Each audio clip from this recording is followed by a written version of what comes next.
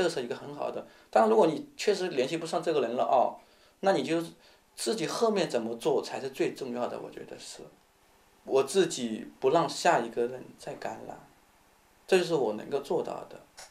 我对我自己的未来爱情生活，我会选择找一个同志。他不管是感染者还是非感染者啊，如果他愿意跟我生活在一起，我会去两个人一起选择一起努力工作一起生活那一种。其实如果能够收获这样一段情感，对我来说可能是还是一件蛮幸福的事情。我也憧憬着这么一种幸福，在一种幸福出现。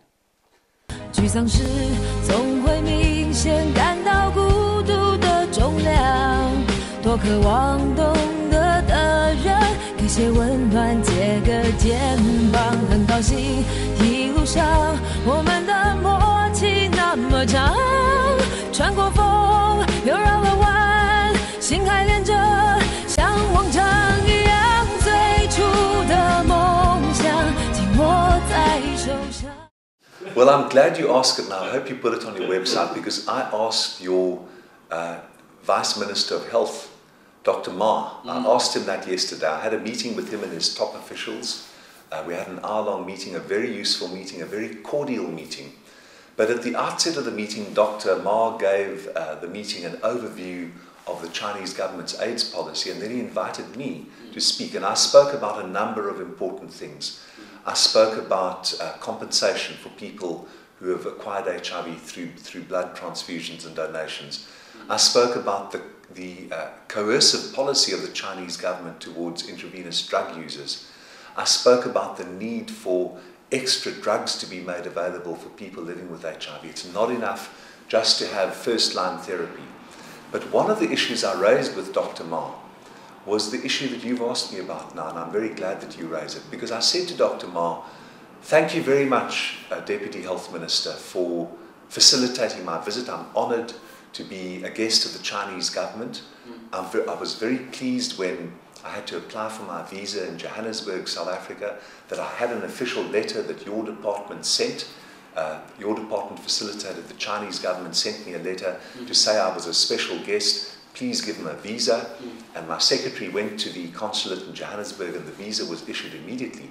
But I said, Dr. Ma, your government still has travel restrictions on people living with HIV. I'm not singling your government out, because the United States government similarly still has travel restrictions. They've been abolished in the Senate of the United States, but the process in government of finalizing the removal of the restrictions on people with HIV in America hasn't yet been completed.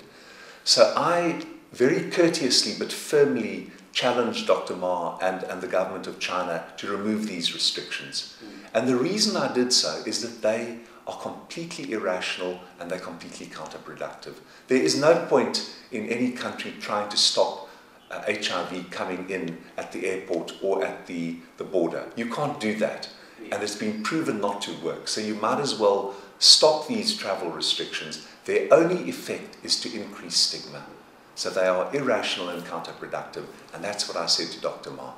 And he listened well. I hope that China will very shortly repeal these irrational restrictions. I started being openly gay quite a long time ago, just before I was infected with HIV, when I was a young man just after my 30th birthday.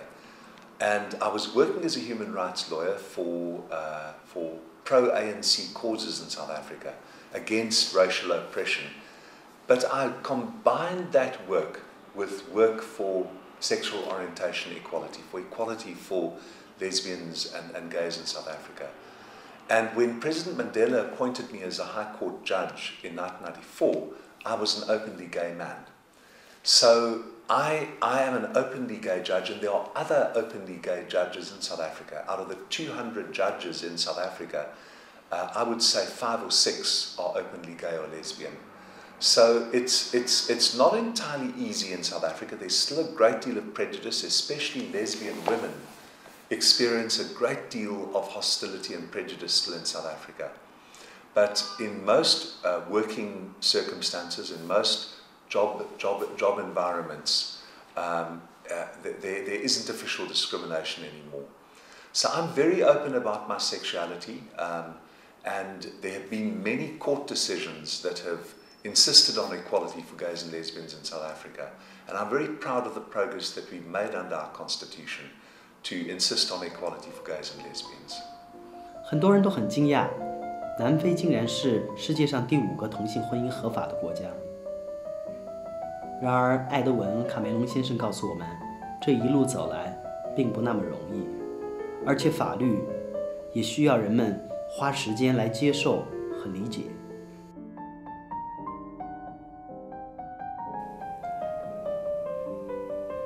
HIV 只是一种病毒，而不是犯罪。艾德温·卡梅隆先生是这样说的。他呼吁 HIV 反形式化。当我问到怎么样帮助大家理解这个问题时，他这样回答 ：If you want to understand the issue of criminal laws and their use in the HIV epidemic, you've got to think, what are the best ways of using the criminal law? Now, most people say if someone knows that he has HIV and deliberately transmits HIV, you've got to punish him. And I don't disagree with that. What I disagree with is the tendency in Africa especially, and in some states of the United States of America, to enact special laws specially targeting HIV. That, I think, is completely unjustified. The second thing that I say is, while I understand that sometimes the criminal law is justified, I don't deny that, and I don't think anyone, any policymaker or person with HIV interested in this policy issue denies that. Sometimes the use of the criminal law is appropriate and necessary, but it's very rarely appropriate. It's appropriate only when there is someone who sets out to infect another person, knowing that he has HIV, and achieves that goal.